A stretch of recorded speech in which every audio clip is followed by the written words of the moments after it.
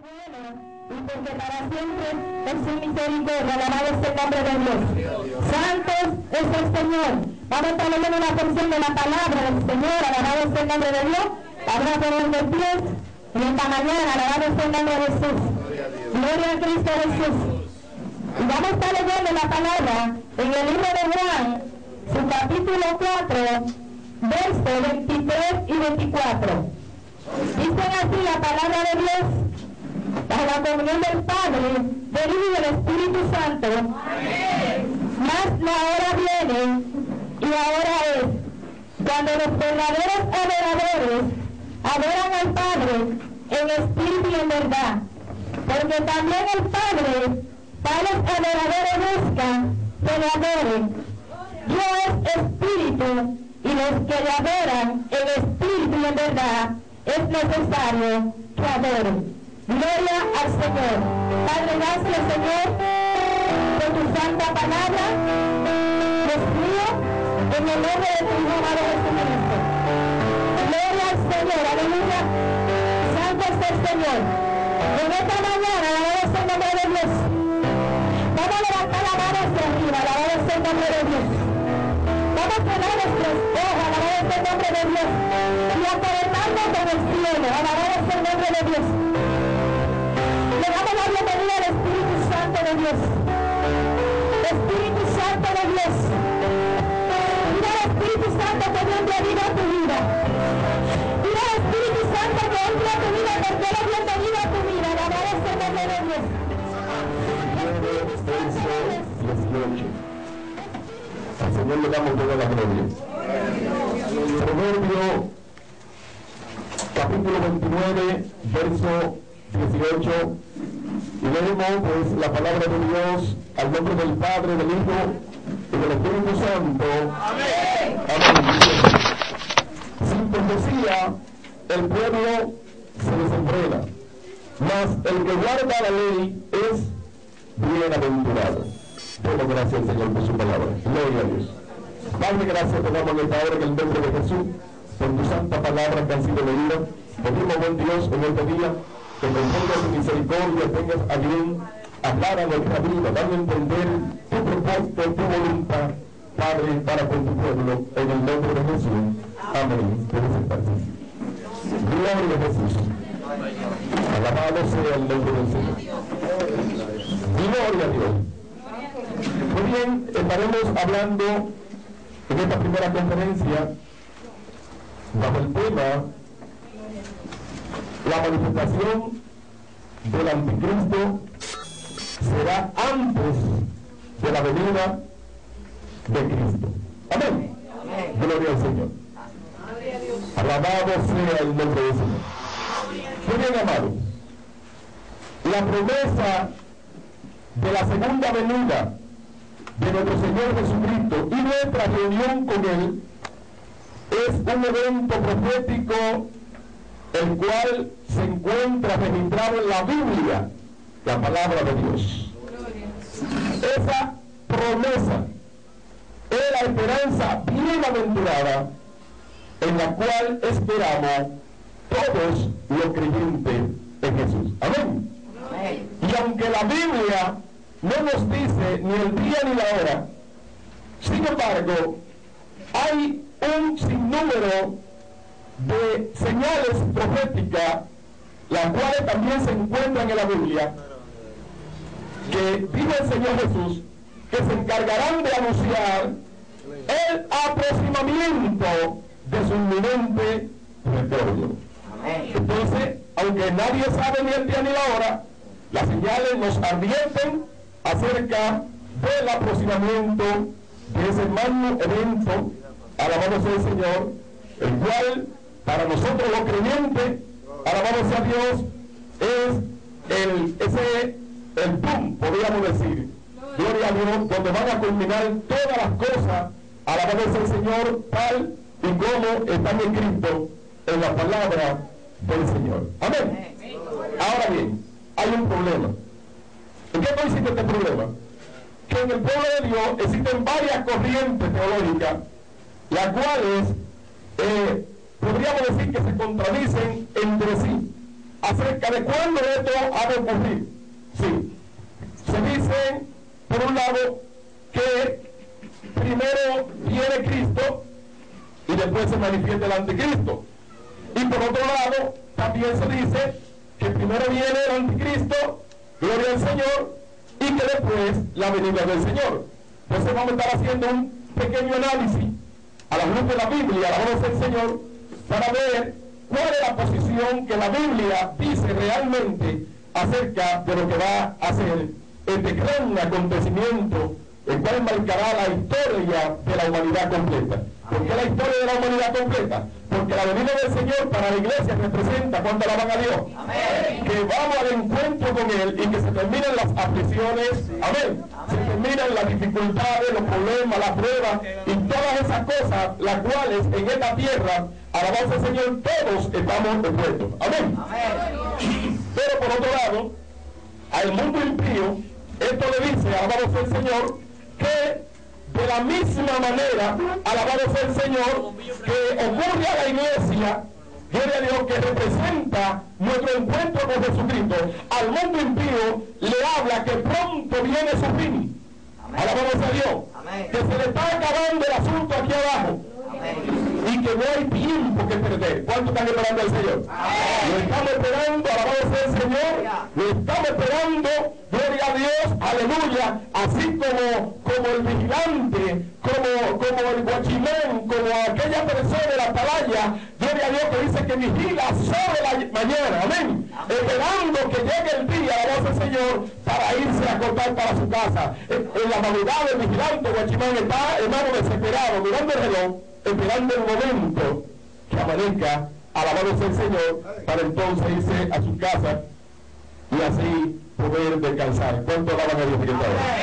Entonces, ese es el evento, gloria a Dios, como les acabo de decir, que estamos esperando nosotros los cristianos. Ahora, ya desde el punto de vista de que hay varias corrientes teológicas, por eso queremos pues, hacer primeramente un análisis acerca de lo que es realmente, gloria a Dios, que está ocurriendo en estos tiempos y que nos está llevando a tantas interpretaciones raras y extrañas. Gloria al Señor.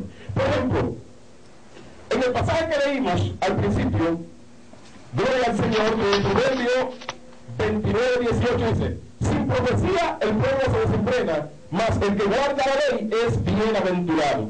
¿Qué quiere decir ese pasaje cuando dice sin profecía el pueblo se desenfrena? Está diciendo que la profecía es el freno de la iglesia. Amén. La profecía es el freno del pueblo de Dios. Amén. Y como usted y yo sabemos que es un freno, gloria al Señor, que todos los vehículos, por ejemplo, tienen un freno para así, cuando tienen que detenerse, gloria a Dios, pues aplican el freno y ahí se detienen, gloria a Dios, para evitar el peligro. ¿Cuánto alaban a Dios? Amén. Pero le decía en una ocasión que si a todos pues, esos vehículos se le va el freno en un segundo y a nivel nacional quedan todos esos vehículos sin freno, ¿cuál sería la consecuencia? Bueno, la consecuencia sería una catástrofe a nivel nacional. Amén. Porque si todos los vehículos quedan sin freno, ¿qué es lo que se va a armar? Minutos después sale en toda la prensa tantos muertos, tantos heridos, tantos accidentes, es innumerable. Alabanza al Señor, en tal autopistas y avenidas, todos los vehículos se desplazaron, se fueron por un despeñadero, el barrio, sería algo extraordinario, terrible. Alabanza al Señor, lo que acontece, gloria a Dios, si por un momento pierden los vehículos en freno, todos juntos. Entonces eso quiere decir que cuando la iglesia pierde de vista la profecía, cae en desenfreno. Y el desenfreno hemos visto que causa catástrofe. Entonces, ¿por qué hay tantas interpretaciones? Porque se ha quitado la profecía y la iglesia ha perdido el freno. ¿Cuánto la van a decir ahora? Entonces dice, sin profecía el pueblo se desenfrena. Entonces, las señales proféticas que están en la Biblia, alabanza al Señor, son las señales que nos advierten y nos alertan de cuán próximo y cuán cerca está la venida de nuestro Señor. Amén. Gloria a Dios. Entonces, ¿qué podríamos decir también? En ese mismo orden, bueno, lo siguiente, que así mismo ocurre, gloria al Señor, con lo que son las señales de tránsito en la carretera.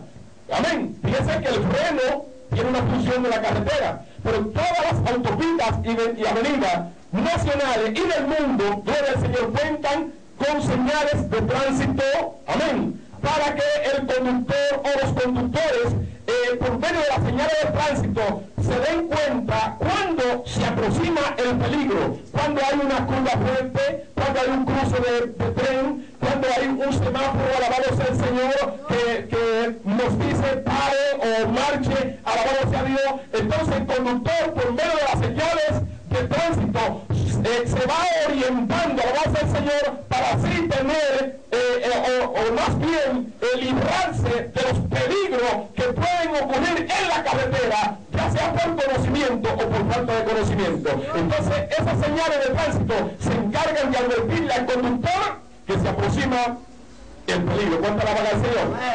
De la misma manera, las señales proféticas que están en la Biblia se encargan de decirle a la iglesia, ¿cuánto la paga el Señor ahora? Se encargan de decirle a la iglesia que se aproxima, alabado sea el Señor, el peligro. Las señales proféticas le dicen, mira, ten cuidado, alabado sea el Señor, si te metes en rojo, alabado sea Dios, ¿cuánto la paga el Señor? Porque el semáforo está diciendo que tiró la luz amarilla, alabado sea el Señor, que viene la luz roja, y si te metes, puedes fracasar. Amén.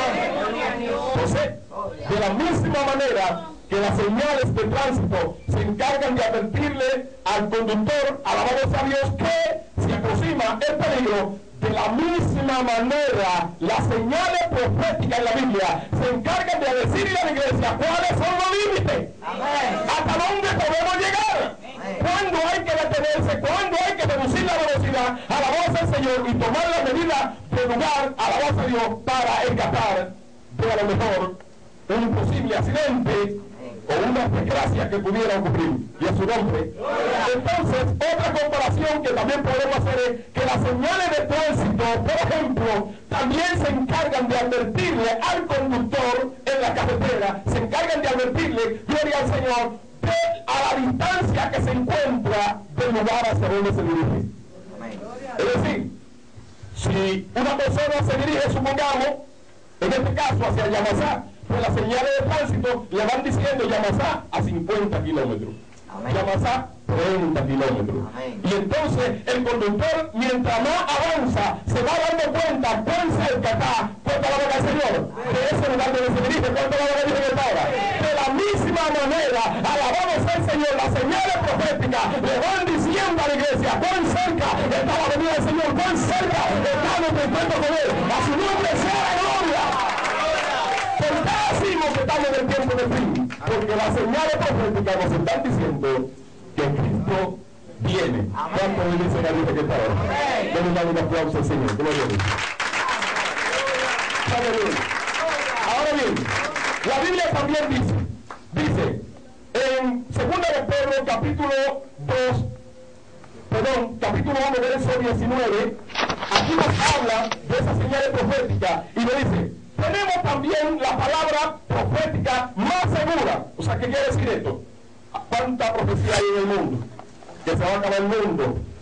¿Cuánta la va a dar el Señor? Amén. Que va a venir un terremoto. Nada de eso seguro. ¿Le han puesto fecha a la venida del Señor cuántas veces?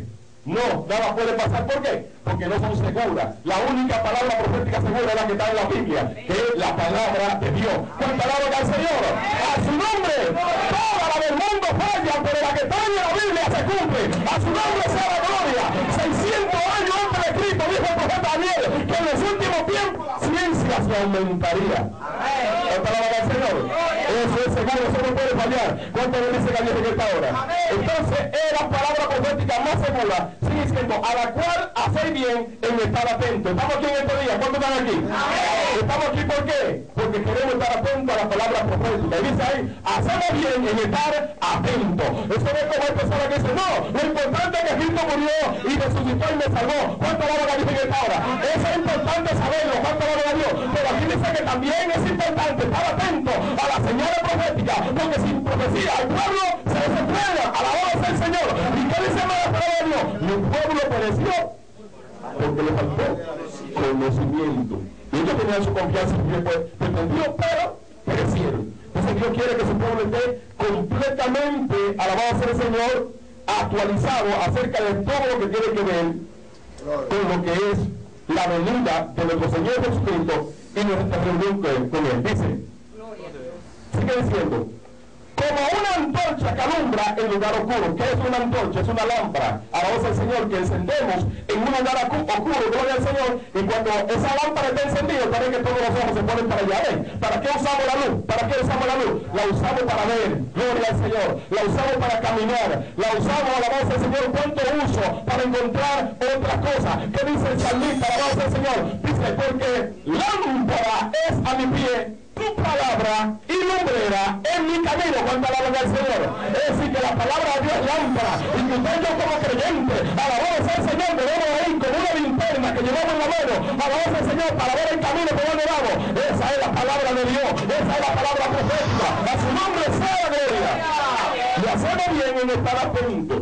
Dice, hasta que el día esclarezca y el lucero de la mañana salga en vuestros corazones. Ahí nos está hablando de la venida del Señor. Amén. Dice, subirá estrella de Jacob, ese es Cristo. Alabamos el nombre del Señor. Hasta que el día esclarezca y el lucero de la mañana salga en vuestros corazones. Entonces tenemos la palabra profética más segura, a la cual hacemos bien en estar atentos.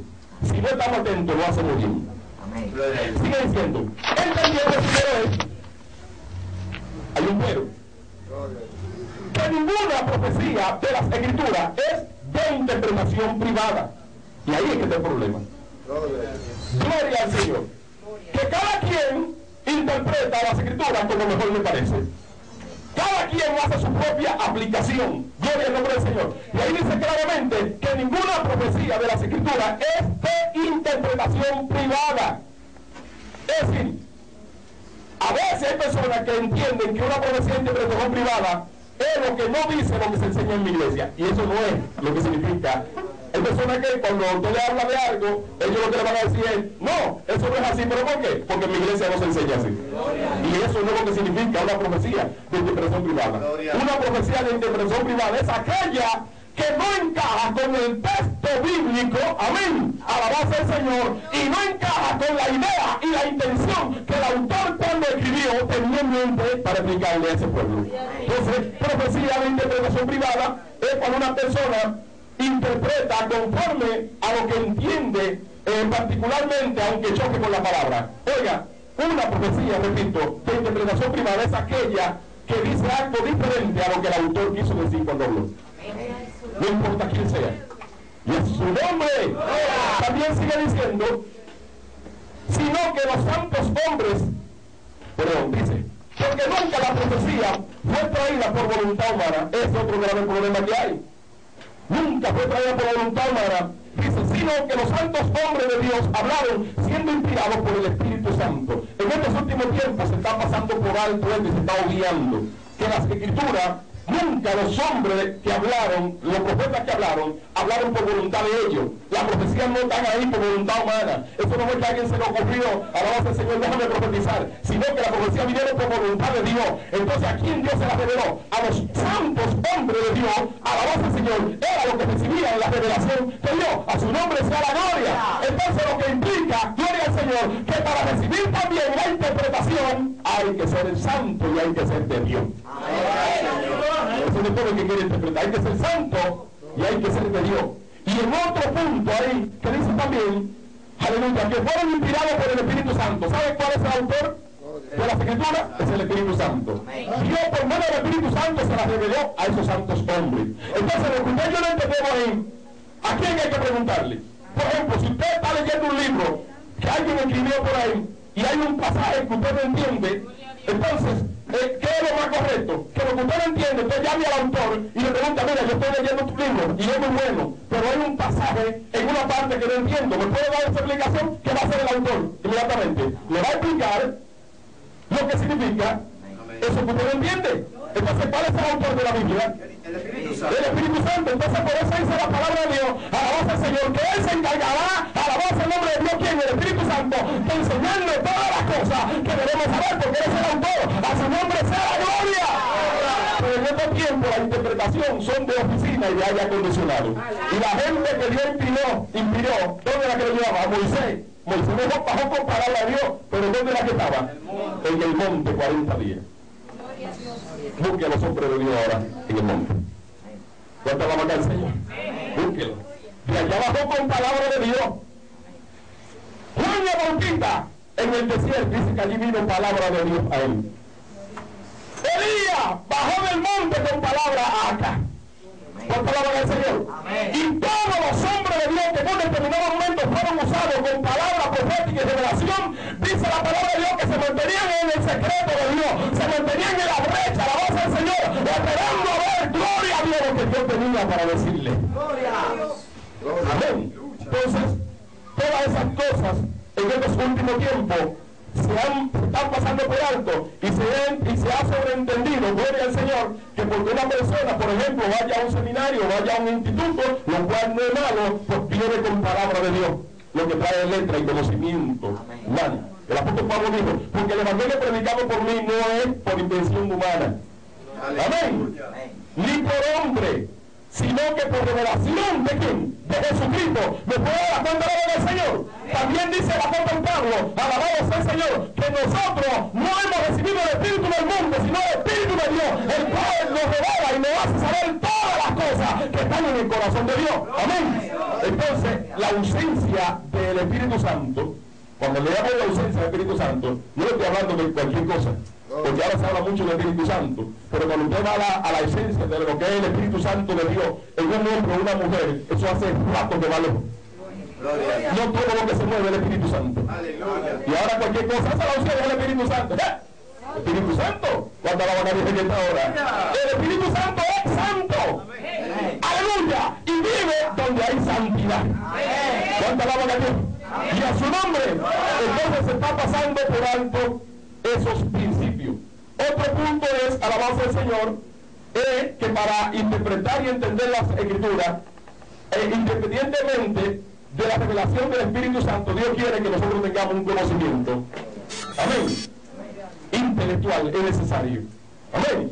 Dios llamó a Ezequiel, pero cuando lo llamó, lo llenó del Espíritu Santo y dijo, vete por ahí ya a predicar. No, le dijo, cómete el rollo. Y eso implica, comerse el rollo, implica entender lo que dice ahí. Amén. Jesús le dijo a los fariseos, escudriñar las Escrituras. ¿Y qué significa escudriñar? Mire, minuciosamente entender lo que dice ahí. Entonces esa es la voluntad de Dios, porque personas han caído en error extraordinario a la base del Señor por carecer de cierto conocimiento, gloria a Dios, en lo que tiene que ver en el área de lo que es la interpretación correcta de los textos sagrados de la palabra del Señor. Por ejemplo, tenemos un problema que se está dando mucho ahora, y es que no se contextualizan correctamente las Escrituras. Amén. Es si una persona lee un versículo y de ahí se saca una doctrina y dice no es así. ¿Cuánto alaban al Señor? Amén. Sin embargo, las Escrituras deben ser correctamente contextualizadas. El texto debe ser correctamente aplicado, alabado sea el Señor, con su texto y su contexto. Amén. Entonces, si vemos por ejemplo lo que dice el Salmo, gloria al nombre de Jesús, Salmo 14:1 dice así: dice el necio en su corazón, no hay Dios. Pero el que lee la parte final, ¿qué es lo que dice? No hay Dios. Y alguien de ahí podría decir, aprender lo que dice la Biblia. No hay Dios. Pero eso no es lo que trata de decir el autor. Dice el necio en su corazón, no hay Dios. Entonces, si no contextualizamos correctamente las Escrituras, podemos caer en el error, sencillamente, gloria a Dios, de torcerla. Amén. Porque hemos entendido que una pequeña fracción de las Escrituras, gloria al nombre del Señor, que hemos entendido en una forma inadecuada, que no fue lo que el autor quiso decir, entonces de ahí sacamos una teoría y caemos en profecía de interpretación privada. Repito, se debe contextualizar correctamente el texto. Lo que viene diciendo antes y lo que dice después es parte del tema que yo estoy leyendo central. Amén. Entonces, si no tomo en cuenta lo que viene diciendo antes y lo que dice después, entonces ahí puedo caer en profecía de interpretación privada. Por ejemplo, denle un aplauso a la gloria del Señor. Gloria a Jesús. Por ejemplo, existe una palabra que se usa comúnmente y que se puede interpretar incorrectamente. Es la siguiente: Juan está quebrado. Eso puede significar que Juan tenía un negocio y quebró. Pero también puede significar que Juan le salió una hernia, ¿verdad? Y ya no puede hacer fuerza. ¿Cuánta la van a Dios en esta hora? Entonces, si no contextualizamos correctamente el texto, lo que dice antes y lo que dice después, por ejemplo, si es en la orilla de un hospital y alguien dice Juan está quebrado, o en un hospital Juan está quebrado, ¿cuál es la idea que no llega a la mente inmediatamente? Que es un problema de salud, que le salió una hernia. Pero si esto lo dicen en un mercado, Juan está quebrado, ¿qué significa? Entonces hay que ver lo que viene diciendo antes, amén, y lo que dice después. ¿Cuánto da gloria a Dios? Amén. A su nombre. Entonces de ahí la importancia de contextualizar correctamente las escrituras. Otro problema es, gloria al Señor, cuando la palabra de Dios es sacada del contexto histórico. Muy común esto, se saca del contexto histórico. Por ejemplo, hay una profecía que dice, en los postreros días derramaré de mi espíritu sobre toda carne. ¿Cuánto alaban al Señor? Amén. Eso ha llevado a muchos estudiosos de la Biblia a entender que en los últimos tiempos habrá un gran avivamiento. ¿Y qué es lo que están haciendo con esto? Sacando las escrituras del contexto histórico. Me explico.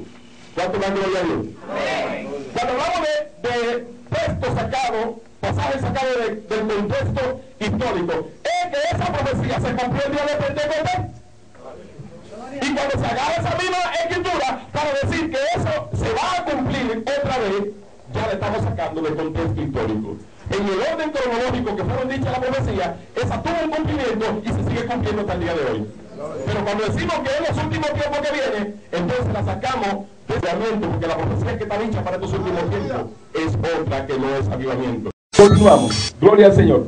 Le decía, hermanos, gloria al Señor, que cuando se saca la profecía de contexto histórico, se puede caer, hermano, en el error de esperar una profecía en un tiempo que no fue dicha para ese tiempo. ¿Qué es lo que está ocurriendo? Que la iglesia generalmente ahora está enseñando que en los últimos tiempos habrá un gran avivamiento, porque dice, usando también otra profecía que dice, que la gloria postrera será mayor que la primera. Entonces, esa profecía de que la gloria postrera será mayor que la primera fue dicha acerca de un templo que se estaba edificando y ciertamente se cumplió allí, y la gloria postrera de ese templo fue mayor que la primera, pero esa profecía quedó allá atrás. ¿Cuánto alaban al Señor? Cuando usted la trae ahora aquí al tiempo de fin, la está sacando de contexto y el pueblo está esperando un gran avivamiento. Pero ¿qué es lo que dice la Biblia proféticamente para este tiempo? Que las 10 vírgenes estaban juntas, todas cabecearon y se durmieron. ¿Eso es avivamiento? La Biblia dice que habrá apostasía. ¿Eso es avivamiento? La Biblia dice, alabado sea el Señor, que el Señor vendrá como ladrón en la noche. ¿Y cuándo es que viene el ladrón? Cuando está todo el mundo despierto. ¿Cuánta alabanza Dios en esta hora? Esa noche representa la oscuridad, representa la apostasía. Entonces, en vez de decir, gloria al Señor, que habrá un gran avivamiento, la Biblia lo que dice es que todas cabecearon y se durmieron. Mateo capítulo 25. Ahí está la iglesia esperando un gran avivamiento y la iglesia todos los días más descarriada. Y la iglesia todos los días más fría, porque lo que se está cumpliendo es lo que está dicho para este tiempo. La sacan de contexto, alabado sea el Señor, y aún usan otra profecía. El asunto cuando Jesús hizo el vino. Amén. Que dice que cuando se lo llevaron al maestro de sala, dice que él le dijo ¿verdad? Al esposo, le dijo, pero todo esposo da primero el mejor vino y cuando está borracho le trae el inferior. Pero tú has dejado el mejor vino para el final. Interpretan eso, que el primer vino fue el inicio de la iglesia. Y que el otro vino, interpretan que entonces se trata del fin de la iglesia. Es decir, que si hubo avivamiento al principio, el avivamiento del final va a ser mayor. Pero cuando él no está hablando ahí del primero y el segundo vino, ¿de qué no está hablando? El primer vino fue la ley cuando Moisés. ¿Cuánto alaban al Señor? Amén. ¿Y cuál es el segundo vino? El Nuevo Testamento, alabamos al Señor. Que dice el apóstol Pablo, gloria al nombre del Señor, que, oiga bien, que lo del Antiguo Testamento era la sombra solamente de lo que habría de venir. ¿Cuánto alaban al Señor? Y a su nombre. Pero ahora no estamos en la sombra, sino que estamos en la esencia misma de la gloria de Dios. ¿Cuánto alaban al Señor? La cual se manifestó por medio de nuestro Señor y Salvador Jesucristo. Entonces son profecías sacadas de contexto histórico, la aplican en otro tiempo y por eso caen en profecía de interpretación privada. ¿Por qué caen en profecía de interpretación privada? Porque la Biblia dice que lo que habrá es apostasía, y que todas se duermen. Y entonces esa profecía, esa interpretación dice que lo que viene es avivamiento. Entonces el pueblo esperando un avivamiento y lo que hay es enfriamiento. ¿Cuál es que se va a cumplir de lado? La que dice la Biblia. Entonces por eso escuché una alabanza que tiene Marino que habla acerca de eso, diciendo, reclamando al Señor que dónde están las señales, y verdad, porque tú dijiste, dice él, que en los últimos tiempos la gloria sería mayor. Pero dice, pero ya son muy pocas las iglesias donde se siente bendición, como reclamando a Dios, ¿dónde está el cumplimiento de tu palabra? Amén. Porque están llenas de pecado, hombres corruptos sin amor, está diciendo Marino. Lo que él dice al final es lo que dice la Biblia que se va a cumplir. Pero según lo que a él le enseñaron es que había un gran avivamiento en los últimos tiempos. Y no va a haber gran avivamiento, lo que hay es apostasía. ¿Cuánta la vaca al Señor? Entonces eso ocurre cuando la palabra de Dios se saca de contexto histórico. También dice aquí que palabras que con el tiempo y los cambios de cultura han cambiado de significado. Eso es cierto. Las palabras con el tiempo cambian de significado. Va evolucionando el lenguaje. ¿Cuánta alaban al Señor? Entonces, para entender correctamente un texto bíblico, es necesario entender primero qué fue lo que el autor quiso decir y cómo él quería que lo entiendan sus oyentes. ¿Por qué? Porque si no tomamos en cuenta ese detalle y hacemos esta investigación, podemos creer que una palabra que fue dicha de una forma va a estar la vaca al Señor. Entonces, en estos últimos tiempos, ya que tiene otra forma de palabra, la expresión, otro significado, entonces podríamos entender un significado incorrecto, inadecuado. Tenemos un ejemplo bíblico. Jesús le dijo a los discípulos que más fácil entra un camello por el ojo de una aguja que un rico al reino de los cielos. Si interpretamos eso así literalmente, conforme a lo que para usted y para mí significa el ojo de una aguja, pongas un camello delante de un ojo de una aguja, ¿entra? Es imposible. Ahora, Jesús a la audiencia que le está hablando, y como él quiere que lo entiendan, es que en Jerusalén, la ciudad entera amurallada, existía lo que se llamaba la puerta principal de la ciudad, que la abrían a las 6 de la mañana y la cerraban a las 6 de la tarde, por temor a que los enemigos en un ataque nocturno invadieran la ciudad. Entonces cerraban la puerta principal a las 6 de la tarde y dejaban una pequeña puerta donde cabía un hombre que se llamaba el ojo de la aguja. Entonces, ¿qué es lo que ocurre con eso? Que esa pequeña puerta no cabía un camello cargado. Entonces eso generaba que el campesino que le cogía lo tarde en el campo tenía dos opciones: o amanecer afuera con su camello cargado, o hacer el intento de cruzar el camello por el ojo de la aguja, que era una puerta. Para él cruzar este camello tenía que hacer los siguientes procedimientos. Número 1, tenía que quitarle la carga. Número 2, tenía que obligarlo a que se arrodille. Y número 3, tenía que ponerle una canchaja de agua de aquel lado para que el camello por la sed trate de cruzar a tomársela. Entonces no era imposible, podía cruzar, pero mire cuántas cosas tenía que hacer. ¿Cuánta alabanza al Señor? Entonces, ¿qué era lo que ocurría? Que cuando él hacía esto, alabanza al Señor, si el camello naturalmente tenía sed, entonces cruzaba. Ahora vamos a interpretar lo que Jesús quiso decir. Que el rico tiene que quitarse la carga. ¿Cuál es su carga? El dinero. ¿Cuánta alabanza al Señor? Número 2, que el rico tiene que arrodillarse como el camello para cruzar. El rico no tiene que arrodillarse para orar ni para nada, porque todo lo resuelve con el dinero. Gloria a Dios. Y tercero, tiene que tener sed en su corazón de Dios, como la tenía Zaqueo, que era rico, pero tenía sed y corrió hacia adelante. Jesús se encaramó en un árbol porque era pequeño, y estando allí, a la voz del Señor, anhelaba por lo menos ver quién era el Mesías. Eso era porque tenía sed de Dios. ¿Cuánto alaban al Señor?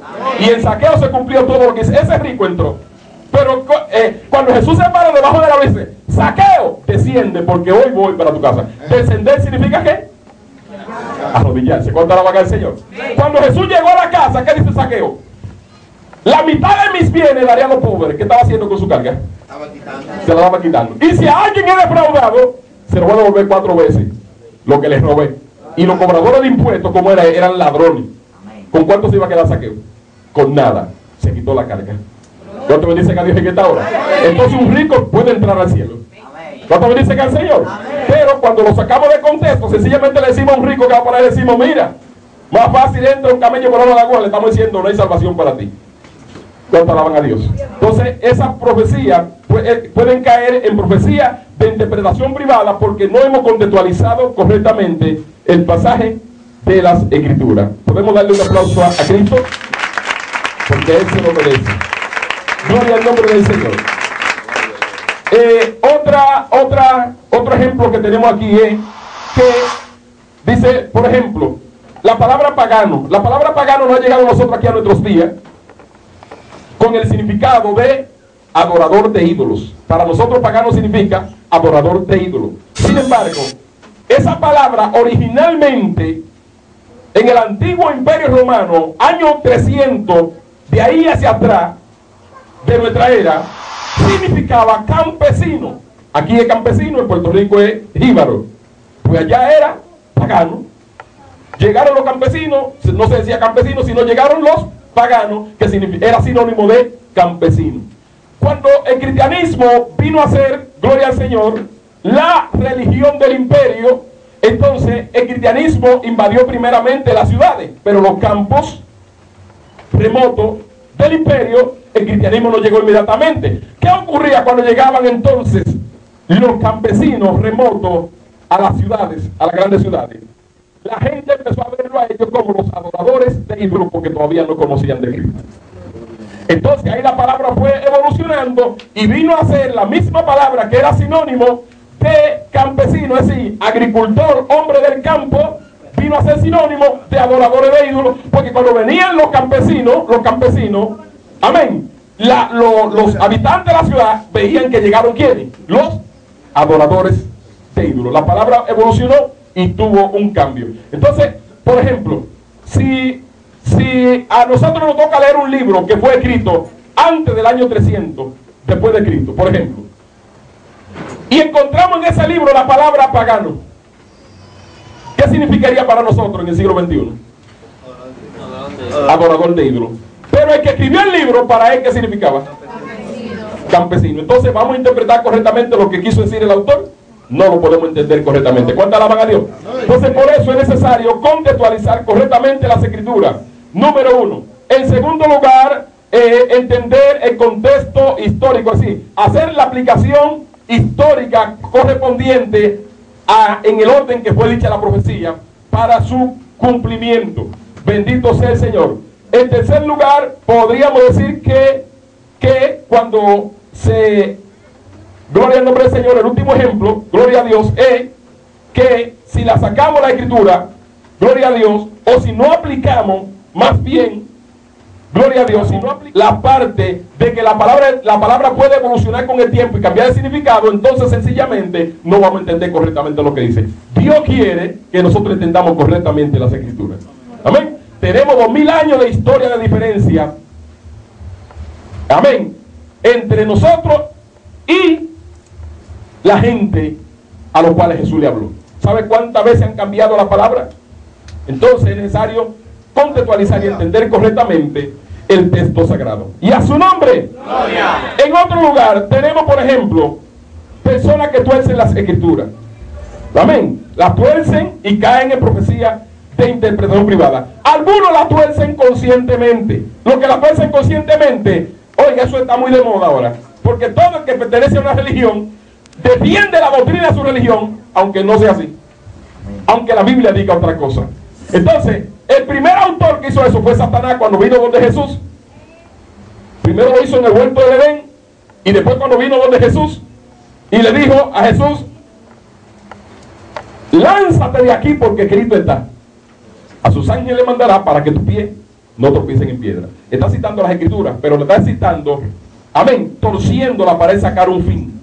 Y eso es muy común ahora, alabado sea el Señor, de personas que tuercen las Escrituras para llevarla a su punto de vista doctrinal conforme a lo que se enseña en la iglesia donde se congrega. ¿Cuánto alaban al Señor? Amén. Es otro ejemplo, supongamos, de lo que es torciendo las Escrituras, cuando no voluntariamente, es que personas por falta de conocimiento de las reglas que ya acabamos de explicar, entonces por ignorancia pueden caer en una profecía de interpretación privada, torciendo las Escrituras. Y el apóstol Pedro, cita acerca de esto en 2 de Pedro 3:16, dice ahí, gloria a Dios, que los indotos constantemente tuercen las escrituras, la tuercen para su propia perdición. Es decir, que el que tuerce las escrituras por falta de conocimiento se pierde. El que las tuerce conscientemente se pierde. ¿Cuánto alaban a Dios? Amén. Por eso dice en Apocalipsis también, capítulo 22, verso 18: yo testifico a todo aquel que oye la palabra de la profecía de este libro. Si alguno añadiera a esta cosa, Dios traerá sobre él todas las plagas que están escritas en este libro. Si le añadimos, Dios se va a encargar de traer, óigame, todas las plagas que están ahí. Sí, que todo no es un juego entonces. Gloria a Dios. Y si alguno le quita, le será quitado su parte del libro de la vida de la santa ciudad. Entonces hay un relajo y un juego ahora con las escrituras. Que yo entiendo esto, que yo entiendo aquello.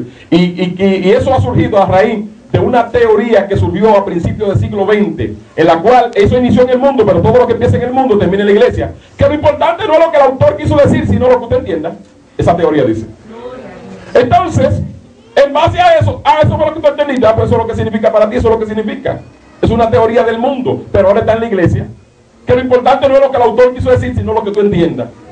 Entonces, ¿qué implicaría eso? Que si aquí vemos ahora 50 personas, gloria al Señor, y tenemos 50 Biblias, si es lo que usted entienda, podemos sacar 50 interpretaciones nada más de lo que estamos aquí en un solo texto.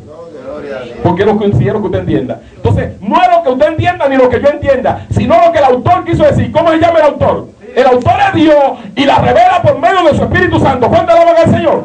Entonces es de vital importancia que el estudioso de la Biblia investigue a ver qué fue lo que el autor quiso decir en el momento en que habló. Amén. Todo el que se salga de esa línea está preso. Entonces vamos a usar un ejemplo de lo que es torcer las escrituras voluntariamente.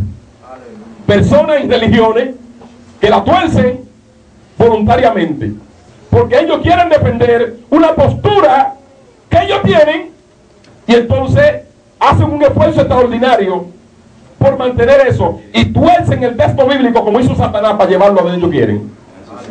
Vamos a citar a la más grande en este caso, la Iglesia Católica.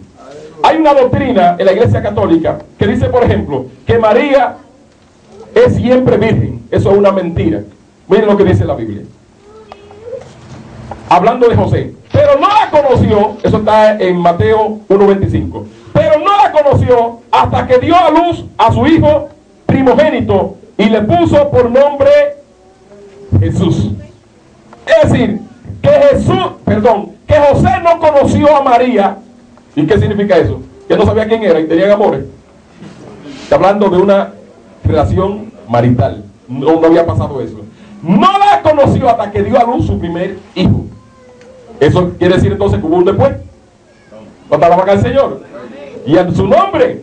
Pero ellos, para sostener la teoría de que María es virgen, siempre virgen, entonces inventan ese embuste y le añaden aún más, diciendo que cuando Jesús nació por el cotado. Porque si nació natural ya no es virgen. Porque es que se le ha dado también una aplicación a lo que es la virginidad, que está fuera también del contexto. ¿Cuánto alaban al Señor? Y a su nombre. Entonces se tienen que inventar semejante embute para entonces ellos establecer y sostener la idea de que María es siempre virgen. Entonces, para ellos sostener esa doctrina tienen que torcer las escrituras. También ellos dicen que María no tuvo más hijos. ¿Cuánto alaban al Señor? ¿Y qué dice la Biblia? Mateo 13:55. Dice que cuando Jesús llegó a su tierra, dice, no es este, dijeron los habitantes allí, el hijo del carpintero. Oiga eso. No se llama su madre María y sus hermanos, en plural, sus hermanos Jacobo, José, Simón y Judas. Tenía 4 hermanos varones Jesús, dice la Biblia. Toda la Biblia dicen eso. ¿Cuánto alaban al Señor? Sigue diciendo, no están todas sus hermanas con nosotros. ¿Sabe qué quiere decir todas? No la menciona por nombre porque parece que eran muchas. ¿Cuánto alaban al Señor? Y a su nombre. A lo mejor era una docena. ¿Usted sabe cómo era que se tenían los muchachos antes? A lo mejor era una docena de hermanas que tenía Jesús. Amén. Entonces, para tratar de sostener esa idea, entonces tienen que inventarse semejante embuste. Ahora, ¿qué dice la Biblia acerca de eso? Que el que haga eso, el que le añade o el que le quite, no hay salvación. Eso es lo que dice las Escrituras. Entonces, sencillamente, entran en profecía e interpretación privada para sostener una doctrina como si esto fuera asunto de doctrina y de religión. Esto es cuestión de salvación. ¿Cuánto alaban a Dios? El que la torció y se salió, se pierde. Y punto. ¿Cuánto alaban a Dios? Entonces, en estos ejemplos, pues, hemos visto lo que es una profecía de interpretación privada. Ahora vamos a entrar en lo que es el tema que leímos, pues, al principio, gloria al Señor, acerca de si la venida de Cristo será antes o después, o más bien, si la manifestación del anticristo será antes o después de la venida de Cristo. ¿Cuál es la posición que nosotros tenemos? Esto no es cuestión de lo que nosotros tenemos, es lo que dice la Biblia.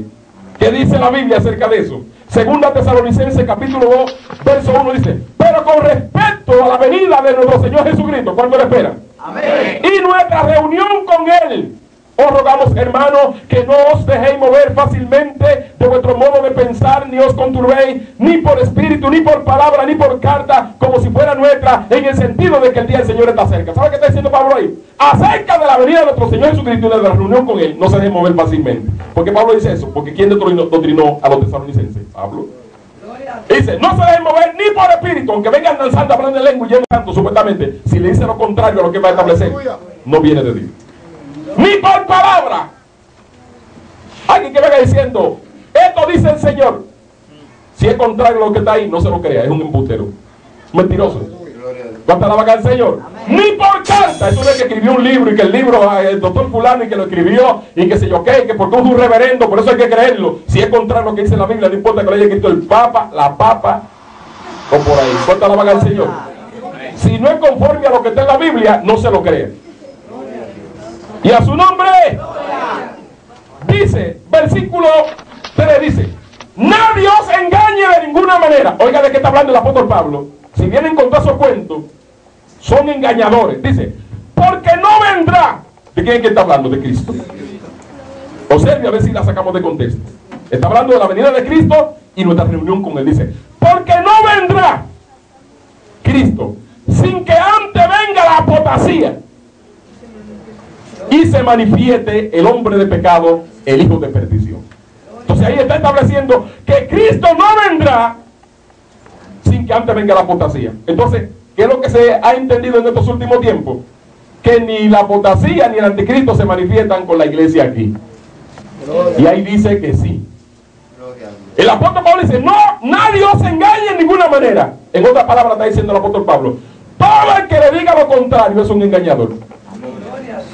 ¿Puede alabar al Señor? Amén. Todo el que le diga a usted otra cosa es un mentiroso. Amén. No tiene el Espíritu de Dios. Lo está engañando. ¿Y quién es el engañador? ¿Es Satanás el engañador? Amén. ¿Cuánto alaban a Dios? Amén.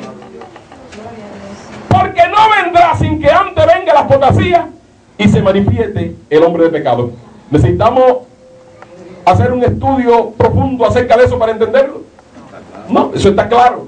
Ahora, hay un texto que ellos no lo tienen claro y le han cambiado la verdad a este y han puesto el que no entienden. ¿Usted sabe lo que es eso? Usted quita lo que está claro para poner lo que usted no entiende. Entonces ese pasaje se encuentra en el versículo 6 de 2 Tesalonicenses, donde dice, y ahora vosotros sabéis lo que lo detienen, a fin de que a su debido tiempo se manifieste. ¿De quién es que viene hablando el apóstol Pablo? Viene hablando acerca de la venida del Señor y de nuestra reunión con Él. Dice, porque no vendrá sin que antes venga la apostasía y se manifieste el hombre del pecado. Entonces dice más adelante, y ahora ustedes saben lo que nos detiene. ¿Lo que detiene a quién? A Cristo. Amén. Lo que detiene a Cristo. Ellos dicen que eso es al anticristo. No es así.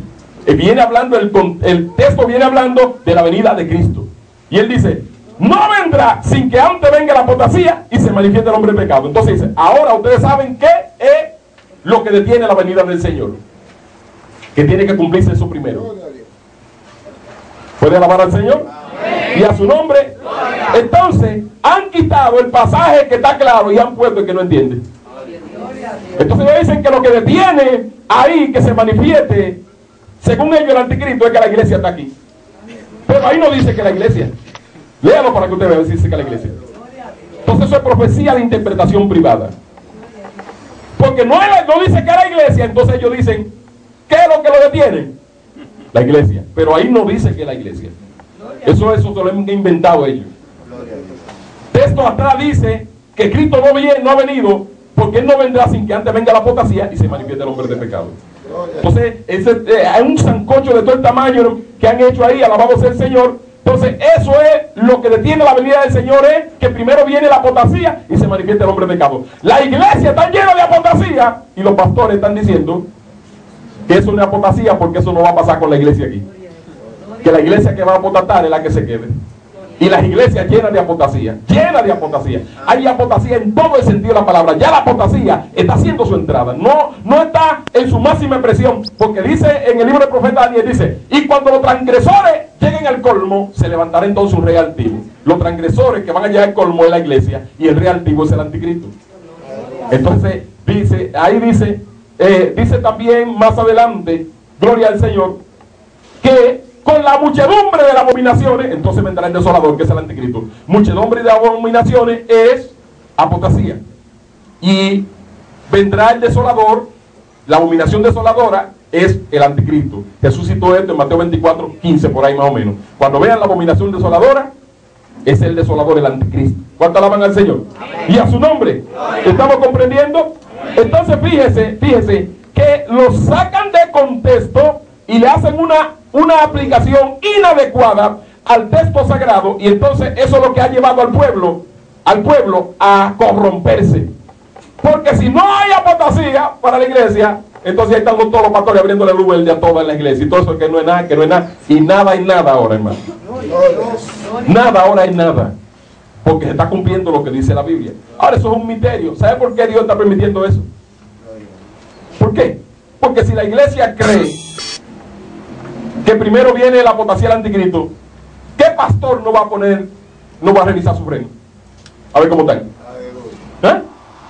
Y va a tratar de impedir que se meta la apostasía. Pero la Biblia dice que Dios no puede ser burlado y que todo lo que el hombre siempre eso cosechará. Han endurecido el corazón y va a ocurrir lo mismo que dice la Biblia, que ocurrió con Israel. Gloria a Dios, que cuando Cristo llegó y apareció en el templo, no lo conocieron. ¿Por qué? Y oyendo no entiendan y no se arrepientan y yo lo perdone. Eso también viene de arriba. Esa soberbia que está en el ministerio ahora cristiano, piensan que se la van a salir y no van a entender lo que estamos hablando aquí ahora. Le van a hacer un chuipe así. Ese loco, ¿de dónde fue que salió? ¿Cuánto alaban al Señor? Pero retomando el tema de lo que es revelación, porque es que cuando el Espíritu Santo ya no está, no hay revelación. La Biblia dice que cuando Jesús fue presentado en el templo, dice la Biblia, el sumo sacerdote lo agarró en la mano y lo presentó y no sabía quién era. ¿Cuánto alaban a Dios en esta hora? Pero había una ancianita que tenía 84 años, que era viuda, a lo mejor duró 10 casadas, y a lo mejor cuando se casó tenía a lo mejor 20 o 30 años, a lo mejor esa viejita tenía 115 o 116 años, pero dice que oraba y ayunaba en el templo. Esa estaba en el Espíritu. ¿Cuánto alaban a Dios? Y le fue revelada por el Espíritu Santo cuando iba a ser presentado el niño. Y cuando llegó Jesús, que lo presentaron los padres, ella lo conoció y dijo: este es el Mesías. Aleluya. Porque tenía revelación de Dios. ¿Usted sabe lo que es cuando el Espíritu de Dios revela? Eso es revelación de Dios. ¿Cuánto alaban a Dios? Amén. Había un Simón lleno del Espíritu Santo, dice la Biblia, que ni era un sacerdote, ni un ministro ordenado, ni presidente de los caballeros, no tenía ningún cargo en el templo. Pero dice la Biblia que estaba lleno del Espíritu Santo. Y le fue revelado a él por el Espíritu que no se iba a morir hasta que sus ojos no vieran el Salvador. ¿Cuánto alaban a Dios? Y cuando fueron a presentar a Jesús, el Espíritu Santo dijo a Simón: vete al templo, que ahí van a presentar. Y dice que cuando Simón lo tomó en los brazos, oye, el sacerdote no entendió nada de eso, lo tomó en los brazos y lo levantó y dijo: Padre, ya puedes despedir a tu siervo en paz, porque mis ojos han visto la salvación de Israel. ¿Cuánto alaban a Dios en esta hora? Eso es revelación de Dios. Si no está el Espíritu Santo, no hay revelación. Y el Espíritu Santo es santo y solamente mora en gente que sea santa, entregada y apartada del pecado para servir a Dios. ¿Cuánto alaban a Dios? Entonces, eso está pasando con esas interpretaciones que la están interpretando en oficinas y en aire acondicionado. Y eso es en el monte, en la montaña de Dios, en el secreto de Dios, ayuno y oración. Es ahí que Dios se revela y revela las Escrituras. ¿Cuánto alaban al Señor? Entonces, se ha caído, hermano, en lo que es profecía de interpretación privada. Y esa, dicho sea de paso, es la interpretación general que hay en todo el pueblo de Dios. Creo que más de un 90% está diciendo, oiga eso, hermano, que primero viene Cristo y que después se manifiesta el anticristo. ¿Cuánto me dicen adiós en esta hora? Poniendo, como les decía ahorita, una palabra por delante que en ningún momento eso fue lo que quiso decir el autor. Y a su nombre. Entonces se lee en 2 de Tesalonicenses, ahí mismo, capítulo 2, verso 7 dice, perdón, verso 2, 6 dice, y ahora vosotros sabéis lo que lo detiene, a fin de que a su debido tiempo se manifieste. ¿Qué es lo que lo detiene? Ahí el apóstol está diciendo, cuando dice, y ahora vosotros sabéis lo que lo detiene, está hablando del tiempo en que Pablo habló 2000 años atrás. A fin de que a su debido tiempo se manifieste. Es decir, que eso que lo que se va a manifestar es Cristo. ¿A cuánto? A su debido tiempo. Y ahora vosotros sabéis lo que lo detiene, a fin de que a su debido tiempo se manifieste. ¿Cuándo es que se va a manifestar Cristo? A su debido tiempo. Entonces, cuando dice en el versículo 7, dice, porque ya está en acción el misterio de iniquidad, solo que hay quien al presente lo detiene. Ahora está hablando del anticristo. Hasta que él a su vez se ha quitado del medio. ¿Qué es eso que está hablando ahí las escrituras? Que tiene que ser quitado del medio, el tiempo. Amén. Porque tanto la venida de Cristo como la manifestación del anticristo se van a manifestar en el tiempo y en la hora que el Padre ha fijado. Fíjense que los discípulos le preguntaron a Jesús que cuándo iba a ser su venida. Y él le dijo, nadie sabe ni el día ni la hora. Le preguntaron en otra ocasión, ¿restaurará al reino en nuestros días? Dice, no le toca a ustedes saber las cosas que el Padre puso en su sola potestad. No le dijo, nunca le declaró cuándo sería su venida. ¿Cuánto alaban al Señor? Amén. Entonces, ¿qué es lo que tiene que ser quitado del medio? Ese tiempo que tiene que transcurrir. Tiene que transcurrir, alabado sea el Señor, ese lazo de tiempo que Dios ha establecido en su absoluta voluntad. Y hasta que ese tiempo no se cumpla, no viene ni Cristo, ni se manifiesta el anticristo. Pero ¿por qué sabemos que ya eso está cerca? Porque ya tenemos la apostasía y ya todo está preparado para que se manifieste el anticristo. Pero siguen diciendo todavía que eso no ocurre con la iglesia aquí. Entonces ahí tenemos el problema grande, porque esa interpretación ha cerrado. Oiga, le han quitado la profecía a la iglesia y el pueblo se ha desenfrenado. Estamos a punto de que se manifieste el anticristo con la iglesia aquí. Pero ¿qué es lo que se dice? Que no se puede manifestar mientras que la iglesia esté aquí. Y por eso es que tenemos por ahí ahora algo que se llama el microchip, que es una marca y que el código es 666. Ahora, ¿qué dice la profecía? La profecía dice, oiga bien, que será una marca y que la pondrán en la mano derecha o en la frente. ¿Dónde están poniendo el microchip? ¿En la mano derecha o en la frente?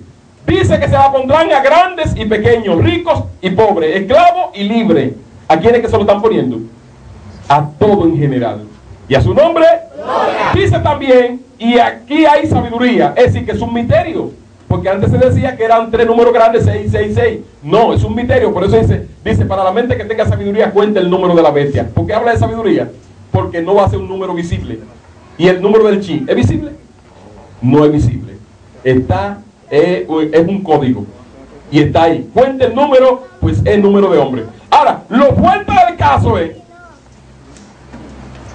que tenemos ya en el escenario una marca que se la están poniendo en la mano de... ¿Estás listo para enfrentar el futuro?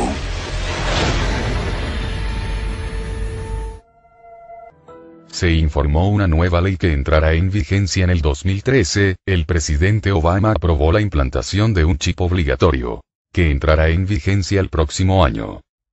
La reforma sanitaria que fue aprobada por el presidente Barack Obama ha establecido que la tecnología biométrica será la credencial de identificación para todos los pacientes que visiten y puedan ser atendidos en cualquier centro de salud.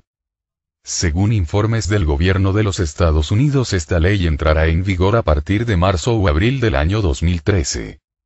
Con este medio se pretende clasificar cada ciudadano norteamericano por chip. Esta nueva ley dice que cada chip va a tener datos de órdenes médicas de los pacientes, datos de consultas de los pacientes, archivos de análisis estandarizados que permitan la estadística y el análisis de datos procedentes de diferentes entornos de datos, registros electrónicos de salud y cualquier otra información que sea aprobada por el ministerio. Cabe destacar que el chip tendrá el tamaño de un grano de arroz y será implantado en la mano o en la frente del paciente, tal cual lo profetiza la Biblia en el libro de Apocalipsis.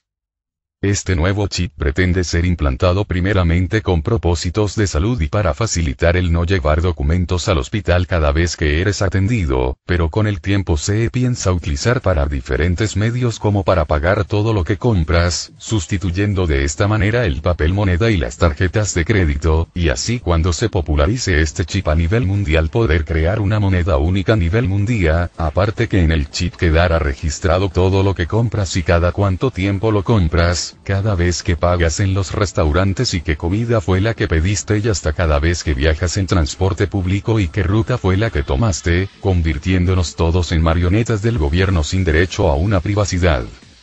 Estados Unidos tratará de imponer estos chips a los ciudadanos estadounidenses también para erradicar de una vez por todas a los inmigrantes en su país, ya que si no eres estadounidense o no tienes tus papeles al día no podrás contar con este chip. La Biblia dice: y hacia que a todos, pequeños y grandes, ricos y pobres, libres y esclavos, se le pusiese una marca en la mano derecha o frente. Apocalipsis 13, Bien, 16. Lo explicabas, Para ayudarnos a nosotros mismos, pero en realidad esto es para vigilarlos a todos. ¿Por qué lo sabemos? Porque esto, amigos míos, es el primer paso de eso que se ve ahí. Aunque ustedes no lo crean, eso que grano de arroz es para comparar el tamaño del microchip. Y esto, atención con lo que voy a decir, que fue aprobado y recién hoy día instalado en la opinión pública, que el señor Obama, después de mucho meter la puntita y después de terminar todos sus lobbies por el mundo, ¿cierto?, incluido Chile, dijo: señores y señores, el Senado ya me aceptó que se vienen los nuevos sistemas de carnet de identificación, ¿cierto?, de identificatorio, que actualmente el carnet de conducir en Estados Unidos sirve para todas las cosas. Dicen, ¿cómo eso lo pueden robar? ¿Cómo eso lo pueden falsificar? Fíjate que lo vamos a cambiar por ese chip que tenemos ahí. Estamos viendo uno de los tantos momentos que hizo la conferencia de prensa, dice: hemos dado un paso adelante para que no haya estafa, falsificaciones y para que haya exactitud en los datos de las personas. Les vamos a instalar este chip que no molesta, no es rechazado por el cuerpo. A todas las personas. Espérate, entró el Senado para que sea obligatorio, para que sea tu forma de identificación. Y uno va a andar con esto metido en la piel. No lo va a notar. Como las mascotas actualmente. Como la Igual que mascota que podéis tienes que ver exactamente cuando se te pierde. Porque así lo hacen. De hecho, es curioso que tanta tecnología, Pero no para el preso eso. como la de tecnología, lo hagan gratis. Yo se preguntaba, aquí cobran por todo. ¿Por qué eso es gratis? ¿Por qué tanta municipalidad? Porque el valor de la información que van a Porque acceder claramente es lo que quieren es crear la costumbre, la necesidad, para que tú digas después, en vez de, oye, pero eso es para controlar. No, lo que quieren, al igual que Facebook, que tú digas, ay, yo quiero, pero yo primero. Es ley de la Unión. Esto va a ser ley de la Unión en Estados Unidos. Por lo tanto, si es que tú te niegas a esto, además de que no te vas a poder negar, porque dejáis de existir como ciudadano, no puedes comprar. Es como el número de la bestia. Aquel que no lleve la marca, el número de la bestia, no puede vender ni comprar. No hay una alternativa. Dice la Biblia en el Apocalipsis. Pero va a ser como el código de barra. Cada uno va a tener exactamente. cuando Ven interno y te chequean. Pasaporte metido abajo en la piel. Exactamente, eso va. Aquí voy a leer esto literal, señoras y señores. Público en determinados lugares, en librerías, en restaurantes, en donde vos ingresás y está censado por ese microchip que vos ingresaste a ese lugar. Es distinto a la tarjeta. Vos la tarjeta la llevás y si querés la tirás. Sí, o si no la pasás, por ejemplo, no la vas para pagar un restaurante, nadie sabe que vos estuviste en el restaurante. En este caso, va a estar perfectamente identificado el lugar donde vos estás a través de este sistema que se va a conectar por satélite a un banco de datos general. O sea que a medida que pase el tiempo, esto se va a ir ampliando, implementando, para que ninguna operación de ningún tipo, ni siquiera un pasaje en micro, en colectivo, en bus o en taxi, pueda Esto es lo que se llama el nuevo orden mundial, ¿no? Si a alguien le interesa saber de qué se trata, bueno, el mundo va para esto y después quedaremos algunos que nos vamos a negar y vamos a quedar viviendo en una aldea. Pero quiero seguir con esto que me parece un sistema de control terrible. Las nuevas leyes que indican la implantación del microchip. Registro Nacional de Dispositivos Médicos. El Ministerio establecerá un Registro Nacional de Dispositivos Médicos en esta excepción se lo menciona como registro, para facilitar el análisis de los datos resultantes y la seguridad de cada dispositivo que sea o haya sido usado en un paciente. Esta es una posibilidad. La otra es que sea un dispositivo de clase 3 o un dispositivo de clase 2 que sea implantable, de soporte o sustento de vida. O sea, no es un microchip estándar para todos. Está el estándar y además hay niveles. Hay niveles. Exacto, así es. Fue experimentado primero con los soldados norteamericanos. ¿No me parece macabro? ¿O yo veo mal? Bueno, forma parte de la política. Vos sabés que han puesto soldados en lugares. Pierden la libertad la gente con esto. Se pierde mucho más que la libertad, se pierde todo, porque vos fijate como hace 50 años, 60 años atrás, cuando se experimentaba con la energía nuclear, colocaban soldados en trincheras en lugares a pocos kilómetros donde se hacían explotar las bombas nucleares para ver el efecto en el cuerpo humano.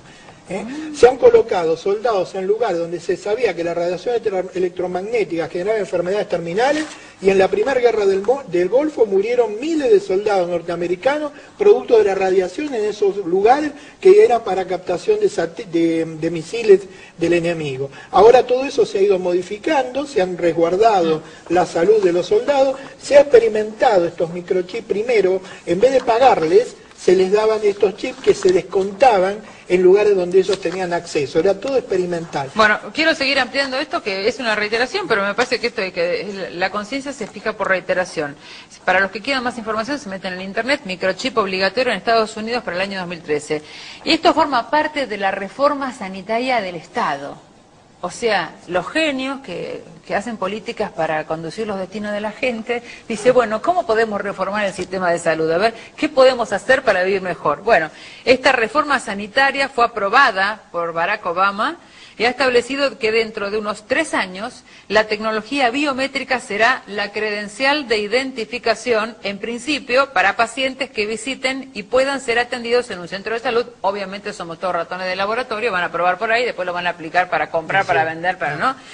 La ley va a entrar en vigor, o sea, ya lo van a empezar a poner a partir de marzo-abril del año 2013. Y quien colaboró con esto es el exministro de Salud y Servicios Humanos, Tommy Thompson, quien además colaboró con la administración de Bush y quien es el dueño de la compañía autora, todo queda entre ellos, del sistema que se llama VeriChip. Se comprometió, por supuesto, a acelerar el proceso de identificación en las clases sociales de Norteamérica para comenzar a clasificar a cada ciudadano por chip. Imagine um chip que funciona dentro do corpo humano e armazena todas as informações sobre a pessoa. A nova tecnologia está em teste nos Estados Unidos e já chegou ao Brasil. Nos Estados Unidos, cerca de 500 pessoas já implantaram um chip no corpo. Esta mulher é uma delas. O implante é feito com uma seringa. O chip é colocado geralmente no braço ou na mão da pessoa. Custa o equivalente a R$200 e uma taxa de manutenção de R$17 por mês. It's your lucky number. You're going to play that today. Para freeze. O chip para seres humanos tem o tamanho de um grão de arroz e tem uma microantena que emite sinais em radiofrequência. Há 3 anos, o governo americano autorizou esta empresa da Flórida a produzir chips para implantes em pacientes. En España están empezando a usar un microchip instalado bajo la piel para pagar las cuentas de la rumba. Los españoles ahora salen de rumba sin preocupaciones. Un chip que es insertado debajo de la piel y en el brazo, a la entrada de las discotecas les permite convertirse en una tarjeta de débito humana. Al principio notas como si te tocan, pero no sientes ni que te está introduciendo nada ni nada. Al chip le son cargadas las bebidas y alimentos que la persona consume en el lugar. Este valor es descontado de las cuentas bancarias del portador, agilizando y facilitando las ventas y cobros en el lugar. Pero además, otro de los beneficios del popular chip es la seguridad. Según las autoridades españolas, los robos han disminuido notoriamente desde que los jóvenes optaron por utilizar este nuevo método para... Ahora, lo fuerte del caso es que tenemos ya en el escenario una marca que se la están poniendo en la mano derecha o en la frente, y los pastores, maestros y teólogos siguen diciendo al pueblo que ese no es el sello de la bestia, porque ellos tienen una interpretación que es la que se va a cumplir. Y la profecía está diciendo otra cosa en el escenario cumpliéndose, pero una interpretación que ellos tienen, que dicho sea de paso, los teólogos no la afirman. Le hace para que usted vea los libros de teología, a ver si lo afirman. No lo afirman. Por ejemplo, yo tengo el comentario a Daniel del doctor Calvallosa, que es uno de los principales maestros e intérpretes del pueblo de Dios en la actualidad, su comentario al libro de Daniel. Y cuando él habla de estas cosas, específicamente de la última semana de Daniel, que vamos a estar explicando ahorita, él nunca lo afirma. Nunca lo afirma. Y cita 3 o 4 escuelas de interpretaciones diferentes y tampoco lo afirman. Entonces, lo que los teólogos no afirman, no lo afirman ¿por qué? Porque no entienden. Y dicen, yo supongo, entendemos, ya hemos llegado a la conclusión de esto, aquello y lo otro, pero no lo afirman. Entonces, lo que ellos no afirman, los pastores, como fue el doctor fulano que escribió el libro, dicen, no, eso fue un doctor, eso fue un reverendo. Y ya hemos explicado aquí por las escrituras que esto no es cuestión de doctor ni de reverendo. Amén. Esto es cuestión de tener una vida consagrada a Dios y estar en su voluntad y en santidad para que Dios revele. Y generalmente a los hombres y mujeres que Dios se les revela, lo mete en el desierto. Estamos hablando en sentido espiritual, para allí tratar con ellos su palabra. Esto no es cuestión de oficina, ni de aire acondicionado, ni de teoría, ni que yo tengo tanto diploma y que por eso, hermano, mire, cuando Jesús apareció en Israel, ¿sabe los maestros que había? Los doctores de la ley que veían y conocieron a Jesús. ¿Lo conocieron? Lo mataron, hermano. ¿Cuánta alaba a Dios en esta hora? Porque oiga lo que decían ellos. Cuando le decían, Él es el Mesías, decían, escudriñen. Ellos mandaban a escudriñar, a ver si de ahí alguna vez ha salido profeta. Hablando de Galilea. De ahí nunca se ha levantado un profeta. ¿Y qué importa que nunca se haya levantado un profeta? ¿Cuánta alaba a Dios en esta hora? Y a su nombre, no importa que allí nunca se haya levantado un profeta. Lo que importa es que la Biblia dice, ¿cuánto alaban a Dios? En el libro del profeta Isaías, oh, Galilea de los gentiles, alabanza al Señor, tierra del mar, tierra de sombra y de muerte, alabanza al Señor, allí resplandecerá el sol de justicia. ¿Cuál es ese sol? ¿Cuánto alaban a Dios? Está diciendo que Cristo iba a caminar por ahí. ¿Cuánto alaban a Dios? Y a su nombre. Pero ellos no estaban en eso, estaban en sus propias interpretaciones, acomodada conforme a la concupiscencia de los hombres de esos días. Y no lo conocieron. Entonces, hablando acerca de lo que está pasando con el microchip, ese es el sello de la bestia. Lo único que puede hacer es evolucionar un poco, pero ahí él reúne todas las características. En la mano, ¿por qué no lo ponen en un pie? ¿Cuánto alaban a Dios? O en la espalda, o en un hombro, exactamente en la mano derecha o en la frente. Y los pastores todavía están preguntando que si será ese. Por una teoría que no entienden y que no la afirman. Ciertamente se está cumpliendo las escrituras. Porque cuando un pastor, maestro, líder o cualquiera que enseñe o que entienda a la voz del Señor que Dios le llamó con el ministerio de la palabra y sea capaz de decirle al pueblo que ese no es el sello de la bestia, se está cumpliendo lo que dice la Biblia acerca de la segunda bestia, que tiene cuernos semejantes a un cordero, pero que habla como dragón. Esa segunda bestia es la iglesia apóstata de los últimos tiempos. ¿Cuánto alaban a Dios? Parece que es cristiana, pero cuando habla como dragón. ¿Por qué habla como dragón? Porque le está diciendo a la iglesia que se ponga en el sello. Y esa es la voz del diablo, que el Señor lo reprenda. ¿Cuánto alaban a Dios en esta hora? A su nombre sea la gloria. Aunque sea por prudencia, deberían de decirle, cuidado quién se lo pone. Por prudencia. Oiga, estamos en los últimos tiempos. Aparece una marca. El código es 666. Lo están poniendo en la mano derecha en la frente. Y los pastores enseñando, lo escucho por la radio, por la televisión y por todos los medios, diciéndole a las iglesias y a los miembros que ese no es el sello, porque ellos tienen una interpretación privada que piensan que lo que se va a cumplir es lo que el hombre diga. Y lo que yo estoy diciendo aquí no es lo que se va a cumplir. ¿Sabe lo que se va a cumplir? Es lo que Dios ha dicho. Si lo que yo digo no concuerda con lo que Dios ha dicho, que nada sirve. ¿Cuánto alaban al Señor? Y a su nombre. Pero usted juzgará conforme a estas palabras. Entonces, esa segunda bestia que habla ahí, pues, las escrituras, oiga cómo le llama bestia. Un cordero no es una bestia.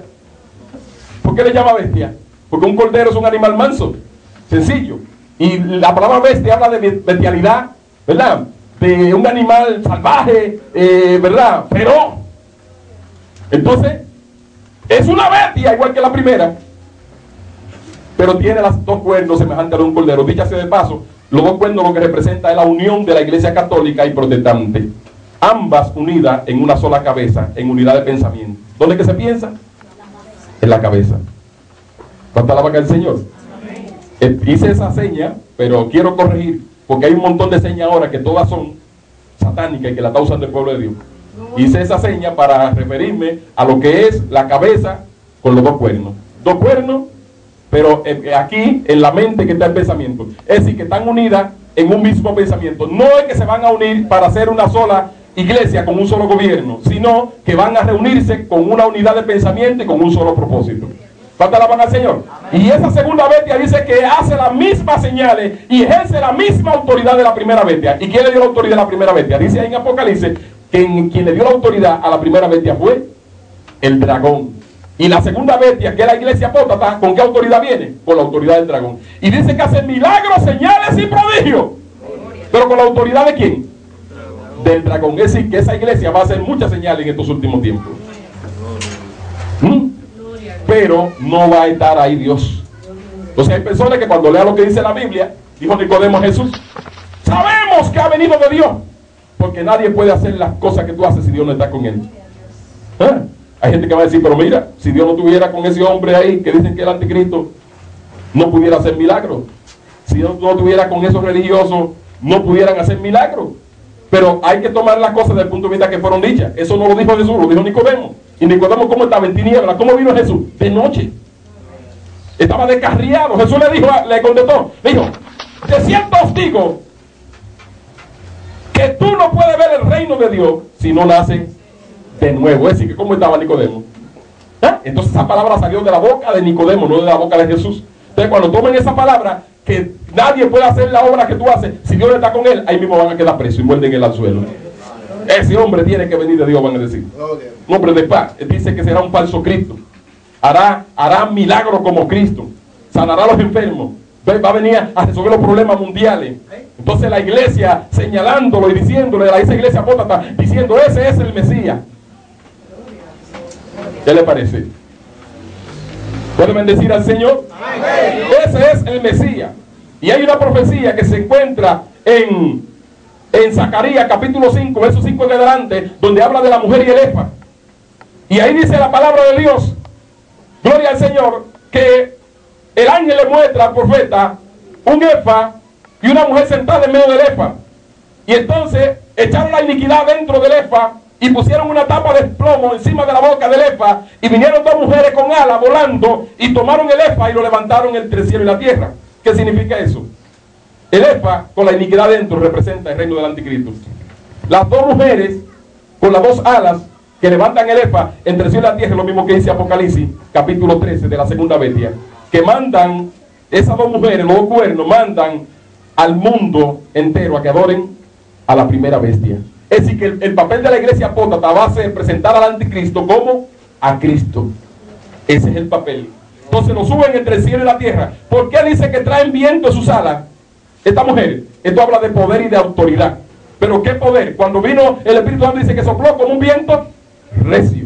Eso está ahí en Zacarías 5:5. Ahí empieza, gloria al Señor. Entonces ese viento que traen en sus alas, dice que ellas tienen alas como de cigüeña. La cigüeña, un ave inmunda. Lo que implica que ese viento que traen en sus alas es un viento, un poder engañoso, un poder inmundo. ¿Cuánto la vaca el Señor? Lo mismo que dice que es con la autoridad del dragón, que van a hacer las señales. Y el papel de ella es levantar el efa con la iniquidad dentro. ¿Cuál es el inicuo? Es el anticristo. Dice la Biblia que él es el inicuo. Entre el cielo y la tierra lo levantan.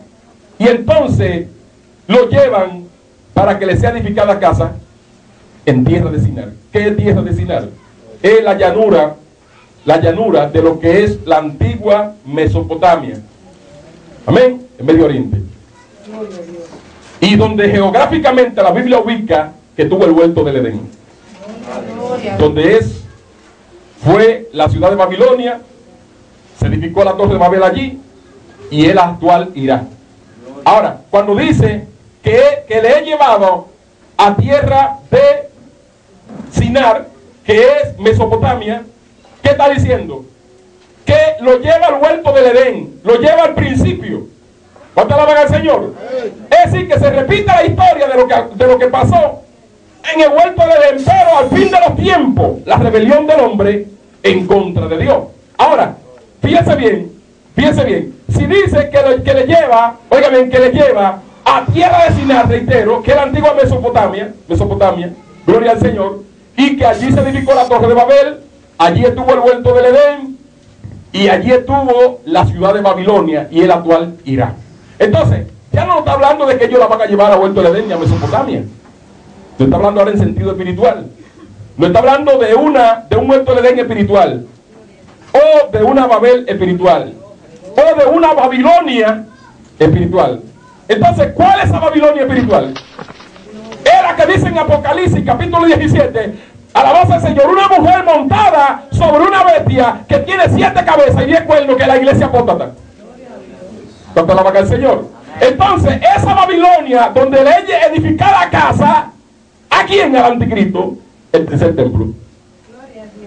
Que la iglesia se va a encargar de edificar ese templo, o más bien esa Babilonia, de edificar ese templo, alabado sea el Señor.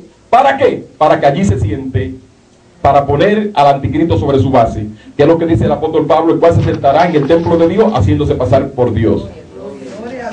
¿Cuánto alaban a Dios en esta hora?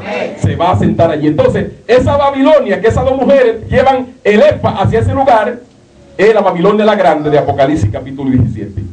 Que esa, dicho sea de paso, esa mujer montada sobre la bestia viene siendo la misma segunda bestia de Apocalipsis capítulo 13. La segunda bestia de Apocalipsis capítulo 13 es la mujer montada también sobre la bestia, y son las dos mujeres, amén, que aparecen en el libro del profeta Zacarías. ¿Por qué dos mujeres? ¿Por qué? Gloria al Señor, por lo que le expliqué, que son dos cuernos que están sobre la bestia. Una de la mujer representa a la iglesia católica y la otra mujer representa a las iglesias protestantes. Se unen en un solo pensamiento con el fin de levantar el Efa, es decir, al anticristo, y presentarlo como un Cristo. Eso es lo que está escrito y eso es lo que se va a cumplir. ¿Cuánto dan gloria a Dios en esta hora? Y a su nombre. Y dicho sea de paso, eso está en acción ya. Ya se están reuniendo los líderes católicos, evangélicos y todos se están reuniendo en busca de la paz. Y están unidos, y ellos dicen que no hablen de doctrina porque la doctrina divide, pero el amor une. Y están unidos en amor supuestamente. Por lo cual el amor. Si no hay doctrina, hay amor. El amor es Belcebú. O el amor de aquel que va y tira un anzuelo al río, ¿verdad? Y le pone una carnada para alimentar a los peces. Porque ama a los peces, ¿verdad? Y le pone una carnada porque ama a los peces para que ellos coman, ¿verdad? Eso es lo que quiere, alimentarlo. Entonces la vaca dice en esta hora. Lo que quiere es comerse a los peces. Porque dentro de la carnada hay un anzuelo. Entonces eso es realmente, hermano, lo que está pasando en estos últimos tiempos, que se ha caído, hermano, en una depravación en lo que a la interpretación bíblica se refiere. El pueblo está corrompido y los líderes diciendo que eso ni es apostasía ni se va a manifestar el anticristo. Tenemos el sello ahí ya, que lo están poniendo en muchos países, y los líderes del pueblo de Dios están diciendo que eso no es, que eso no es. En la mano derecha de la frente, yo, eso no es. ¿Cuánto bendicen a Dios en esta hora? Y a su nombre, pero los entendidos comprenderán. ¿Cuánto dan gloria al Rey? Un aplauso de gloria al Señor. A su nombre sea la gloria. Mi alma te alaba, Jesús. Entonces, retomando otra vez el tema, gloria a Dios, de que el anticristo viene antes de la venida de Cristo. Mira lo que dijo el apóstol Juan. Según primera de Juan 2:18 dice: hijitos, ya es el último tiempo. Y según vosotros oíste que el anticristo viene, así ahora han surgido muchos anticristos. Por esto conocemos que es el último tiempo. Para el apóstol Juan, el anticristo venía también antes de la venida de Cristo. Él dice, oiga bien, 2000 años atrás, alerta a la iglesia y dice: hijitos, ya es el último tiempo. No era que él estaba fuera de de contexto, podríamos decir, en cuanto a interpretación. Lo que pasa es que ellos le preguntaron a Jesús, dinos cuándo será el día y la hora, y Jesús le dijo que nadie sabía, sino que le dejó señales. Cuando Juan ve en el escenario personas que reunían la característica de un anticristo, Juan alerta a la iglesia y le dice, hijitos, ya es el último tiempo. ¿Pero por qué lo dice? Porque ve personas que reúnen la característica de un anticristo. Dice, y según vosotros oíste que el anticristo viene, dice, así habrán surgido muchos anticristos. Dice, por esto sabemos que es el último tiempo. O sea, él dice, ¿por qué sabemos que es el último tiempo? Porque hay personas en el escenario que reúnen la característica de un anticristo, porque Juan, al ver esa característica, amén, Juan entendió, llegó el último tiempo, hace 2000 años aproximadamente, pero dijo, llegó el último tiempo, porque yo no sé ni el día ni la hora, pero la Biblia dice que cuando yo vea en el escenario personas que reúnen características de un anticristo, es porque está próximo a su venida. Entonces por eso dice, por esto sabemos, por esto dice, ¿por qué? Por esto, porque habían personas como anticristo en el pueblo, dice, por esto sabemos que es el último tiempo. Así que para Juan también el anticristo se iba a manifestar antes de la venida de Cristo. Ya vemos todos los principales apóstoles que hablaron de eso. Otro ejemplo es Jesús. Cuando los discípulos le están preguntando a él, dinos, ¿cuándo serán estas cosas? ¿Y qué señal habrá de tu venida y del fin del siglo? Le preguntan, Mateo 24. ¿Qué le dice Jesús?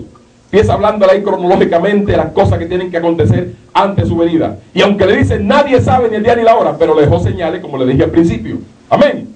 Entonces, una de las señales fue que le dijo, y cuando vean en el lugar santo la abominación desoladora de la que habló el profeta Daniel, el que lea, entienda. Ahora, ¿quién le está hablando a Jesús? Los teólogos dicen, no, eso fue a Israel que le habló. Eso es falso. Ahí estaban los 12 apóstoles. ¿Y a quién representaban los apóstoles? ¿A Israel o a la iglesia? A la iglesia. Ellos están preguntando como iglesia. Y él está contestando a la iglesia de las cosas que tienen que acontecer antes de la venida del Señor. ¿Cuánto alaban a Dios? Amén. Y entre ellas le dice, cuando ustedes vean la abominación de la desoladora de la que habló el profeta Daniel en el lugar santo, el que le entienda, lo mismo que dice el apóstol Pablo, a la voz del Señor, el cual se sentará en el templo de Dios, que es el lugar santo, haciéndose pasar por Dios. Demos un aplauso de gloria al Señor.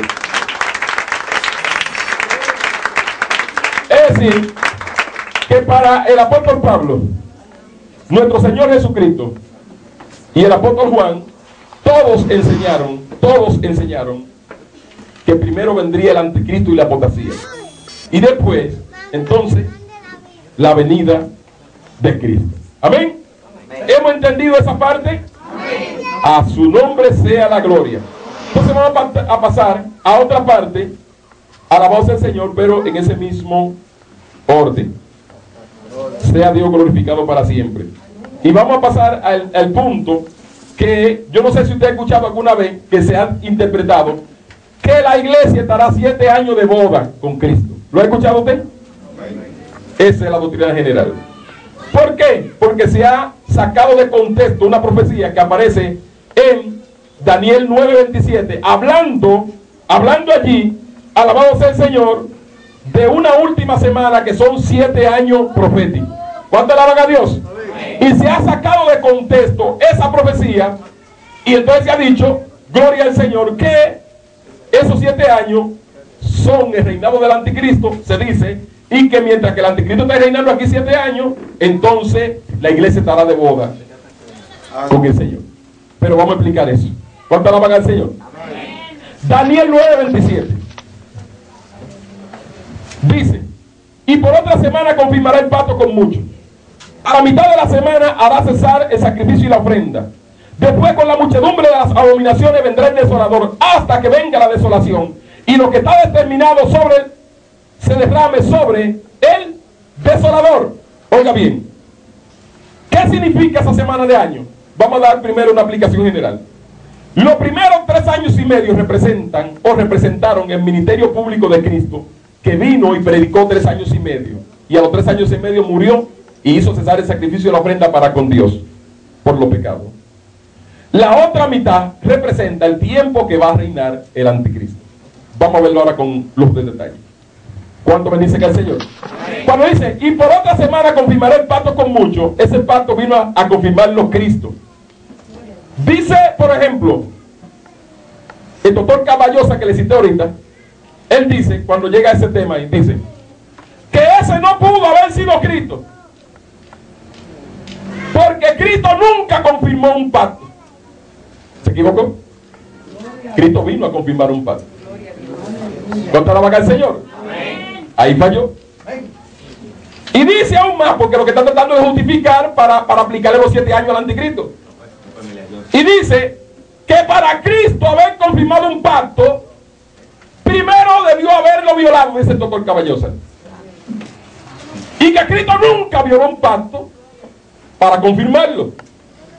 También se equivocó el doctor Caballosa. Porque Cristo no violó ningún pacto. Pero él no ha entendido que versos anteriores dice que le será quitada la vida al Mesías, mas no por sí. Es decir, que a Cristo no le quitaron la vida por su pecado ni por problemas que él había hecho. Amén. Él no confirmó un pacto que él violó, sino que se puso en el lugar de los violadores. ¿Quiénes? Nosotros. Para morir por nuestro pecado, cuando alaban al Señor. Entonces, cuando él afirma y diciendo que Cristo nunca violó un pacto, Daniel dice claramente, le será quitada la vida al Mesías, mas no por sí. Es decir, que si no es por él, es por otro. ¿Por quiénes? Por nosotros. ¿Cuánto alaban al Señor? Y que, alabado sea el Señor, siendo así entonces, gloria a Dios, fíjese que Cristo fue entonces el que hizo cesar exactamente el sacrificio y la ofrenda después, es decir, que predicó 3 años y medio. Teóricamente está demostrado que Cristo predicó 3 años y medio. Dice, a la mitad de la semana hará cesar el sacrificio y la ofrenda. Cuando Cristo predicó 3 años y medio, que le correspondía a él media semana, entonces fue a la cruz del Calvario y murió, alabado sea el Señor, por nuestro pecado. La noche de la última cena, ¿qué fue lo que él hizo? Tomó pan y dijo, este es mi cuerpo. Y tomó la copa y dijo, esta es mi copa, la copa. ¿La sangre de qué? Del nuevo pacto. ¿Qué está diciendo con esto? Que vino a confirmar el qué? El pacto, el nuevo pacto. ¿Cuánto alaban al Señor? Entonces esta es la sangre, dice Jesús, del nuevo pacto, alabado sea el Señor, que por vosotros es derramada. Entonces, ¿qué implica eso? Que cuando Cristo murió 3 años y medio después, alabado sea el Señor, o más bien, predicó 3 años y medio, fue y murió en la cruz del Calvario. Cuando murió en la cruz del Calvario, quitó el sacrificio y la ofrenda. En otra palabra, aunque en el templo se seguía haciendo sacrificio por los pecados, ya eso no tenía valor para con Dios. Porque Cristo quitó ese sacrificio que hacía en el templo y puso uno que es mejor. ¿Cuánto alaban al Señor? Amén. Cuando él murió, dijo, hecho está. Amén. Se rascó el velo del templo. ¿Cuánto alaban al Señor? Amén. Dando a entender con esto de que nos daban una libre entrada al lugar santísimo. Por medio de su sangre. Amén. No por medio de la sangre de macho cabrío, ni de toro, ni de ninguna de ese tipo de cosas. ¿Cuánto bendice al Señor? Entonces Cristo, 3 años y medio después, murió y quitó el antiguo pacto, alabado sea el Señor, y puso el nuevo, hecho en su sangre. Fíjense que ahí pone un punto, dice, hará cesar el sacrificio de la ofrenda. El punto implica que termina de hablar del sujeto que venía hablando. Amén. Entonces dice, y después con la muchedumbre de las abominaciones vendrá el desolador. ¿Cuándo es que viene el desolador? Después. ¿El desolador es quién? El anticristo. Después, con la muchedumbre de abominaciones, la apostasía, vendrá el desolador. Esa palabra después es lo que le explicaba ahorita, el tiempo que tiene que transcurrir. A la mitad de la primera semana empezó ese después. Esa otra media mitad de la semana todavía no se ha cumplido. Es el tiempo que bíblicamente hablando va a reinar el anticristo. Ya ahí vemos que solamente le corresponden 3 años y medio. Ahora, fíjense lo que dice en Apocalipsis, gloria al Señor, en ese mismo orden, Apocalipsis, gloria a Dios, capítulo 13, a su nombre sea la gloria. Amén. Gloria al nombre de Jesús. Apocalipsis capítulo 13. Gloria a Dios. Verso 5 dice: también se le dio boca que hablara grandes cosas y blasfemias, y se le dio autoridad para actuar 42 meses. Oiga eso. Ahí está hablando en el capítulo 13 de Apocalipsis del reinado del anticristo. Fíjense que ya en Daniel vimos que solamente son 3 años y medio. Ahí dice que se le dio autoridad para actuar 42 meses. Apocalipsis 13, 5. ¿Y cuántos años son 42 meses? Yo voy a ir contando y usted va mencionando los años. 12 meses. No se oye. 12 meses. 24 meses. 36 meses. Y 6 meses más para llegar a 42. 3 años y medio significa ahí que va a reinar el anticristo. Demos un aplauso de gloria al Señor. También dice la Biblia en ese mismo orden, en Daniel 7:25, hablando del tiempo que va a reinar el anticristo, dice: y hablará palabra contra el Altísimo, y a los santos del Altísimo quebrantará, y pensará en cambiar la ley y los tiempos, y serán entregados en su mano hasta tiempo, tiempos y medio tiempo. Esa palabra tiempo significa 1 año. La palabra tiempos en plural significa 2 años. Y 1, 3. Y medio tiempo es medio año, que son 3 años y medio. También ahí Daniel dice que el anticristo va a actuar 3 años y medio. Y no 7 años como se ha dicho. Entonces hay mucha tela que cortar. Se ha dicho que con 7 años la iglesia va a estar de boda, que debo hacer una reseña acerca de eso, aunque ahorita vamos a explicar más adelante. Ahí no dice que la iglesia, usted leyó que dice que la iglesia, Daniel 9:27. Eso es profecía de interpretación privada. Oiga, cuando ellos interpretan ahí que la iglesia va a estar de boda 7 años, en primer lugar no dice que es la iglesia. Y en segundo lugar lo que dice que son 3 años y medio y 3 años y medio. 3 años y medio el ministerio público de Cristo, y nosotros 3 años y medio lo que va a ser el tiempo que va a reinar el anticristo. A su nombre sea la gloria. Entonces, cuando interpretan que eso son 7 años que va a reinar la iglesia en el cielo con Cristo de boda, y que el anticristo va a estar reinando aquí abajo, ni dice que son 7 años el anticristo, ni dice que la iglesia va a estar de boda. Eso se llama profecía de interpretación privada. ¿Cuánto alaban al Señor? Amén. Ahora, yo le sugiero algo, no porque lo dice la Biblia. La Biblia no dice qué tiempo la iglesia va a estar de boda, pero le hago una sugerencia. Aquí en el orden de los hombres, nosotros siempre decimos el día de la boda, ¿sí o no? El día de la boda. Cuando se pone un día para una boda, se pone un día y una fecha, ¿verdad que sí? Pero es un día de los hombres. Ahora, ¿de quién es la boda? ¿De nosotros o del Cordero? El Cordero de Dios. Y la Biblia dice que un día para con Dios son ¿cuántos años para nosotros? 1000 años. ¿Ustedes saben con qué concuerda eso? Con el milenio que habla Apocalipsis capítulo 20. Que dice que reinaremos con Cristo 1000 años. Eso sí concuerda que estaremos de boda con el Señor un día de Dios. Es un día de la boda del Cordero. ¿Pero de quién es la boda? Del Cordero. Entonces, un día de Él, ¿cuántos años son de nosotros? 1000 años. No le estoy diciendo literalmente que nosotros vamos a estar 1000 años de boda, pero podríamos decir que si es un día de Dios la boda, entonces viene siendo 1000 de nosotros. Y eso concuerda con lo que sí dice la Biblia, que reinaremos con Cristo 1000 años. Fíjese que ahí no está hablando de la eternidad. Usted y yo sabemos que vamos a reinar con Cristo una eternidad, pero ¿por qué separa 1000 años de un reinado? Porque estaremos de fiesta con el Cordero. ¿Cuánto la van a decir que está ahora? ¡A su nombre! ¿Sabe usted lo que es el 1000 años? 1000 años, hermano, de boda con Cristo. ¿Eh? Es un día de Dios. La boda del Cordero es un día de Dios, no de nosotros. Amén. Entonces eso de que son 7 años, son 7 años. Bíblicamente ahí se denota que eso está completamente fuera de contexto. Y a su nombre. Ok, entonces ya hemos visto que el anticristo va a reinar solamente 3 años y medio. Lo dice Daniel 7:25, lo dice Daniel 9:27 y lo dice Apocalipsis 13:5. Amén. Démosle el aplauso de gloria al Señor porque Él es el digno de gloria.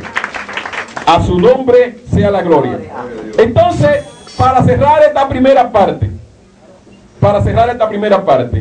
quisiera recalcar que cuando habla lo que vamos a explicar ahorita de los dos testigos, que ellos van a administrar,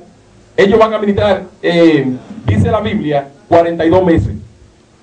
Son los mismos 42 meses que va a reinar el anticristo. Cuando habla de la mujer en el capítulo 12, que fue llevada al desierto para ser sustentada, 42 meses me parece, o tiempo y la mitad de un tiempo, está hablando de lo mismo, 3 años y medio. Es decir, que en esos mismos 3 años y medio, el anticristo persigue a la iglesia. En esos mismos 3 años y medio, amén, se le permitirá, porque por ahí lo que dicen es que la iglesia no está puesta para juicio. Y eso es cierto. ¿Cuánto alaban al Señor? Amén. Y que también se dice, muy claro lo dice la Biblia, que las puertas del infierno no prevalecerán contra los santos, contra la iglesia. ¿Verdad que sí? La Biblia dice que las puertas del infierno no prevalecerán contra la iglesia. Eso es cierto. Pero también dice la Biblia que en los últimos tiempos se le va a permitir hacerle guerra a los santos y vencerlo. Apocalipsis me parece que 13:7 dice, y se le permitió hacer guerra a los santos y vencerlo. Oiga, no puede prevalecer el reino de la tiniebla contra la iglesia, pero Dios ha dicho que en los últimos tiempos se lo va a permitir durante esos 42 meses, y dice que seremos vencidos. Y a los dos testigos, así mismo dice la Biblia, alabado el Señor, que cuando ellos se levantan esos dos poderosos profetas. Bueno, ya estamos hablando de eso, vamos a terminar de explicarlo. Se levantan dos poderosos profetas. Daniel capítulo 12, hay un verso que habla, y vi dos varones, amén, de este lado del río y el otro del otro lado del río. Amén, esos son los dos testigos. ¿Por qué uno está de este lado del río y el otro del otro lado del río? Porque está hablando de la iglesia naciente, que iba a nacer, amén, la que iba a levantar Cristo. ¿Qué representa un testigo de eso? Cuando la iglesia nació, Dios levantó un apóstol para los judíos. ¿Usted lo sabe? Sí, el apóstol Pedro. Y levantó un apóstol para los gentiles. ¿Cuál fue ese? El apóstol Pablo. Esos fueron los dos testigos que inició la iglesia. ¿Y por qué entonces hace esa referencia en Apocalipsis también? Porque como inició la iglesia, así termina. Dios levanta dos testigos también en el fin. Uno para los judíos y otro para los gentiles. Uno de este lado del río. Fíjense que Daniel está en Babilonia, de aquel lado del río. Por eso él dice, uno en tierra de los gentiles y otro en tierra santa. Pablo le predicó en tierras gentiles y Pedro predicó a los judíos. ¿Cuánto alaban al Señor? ¿Cómo termina la iglesia? Así mismo, con dos poderosos apóstoles, dos profetas terribles en Dios, los cuales la iglesia no va a conocer. La iglesia no lo va a conocer.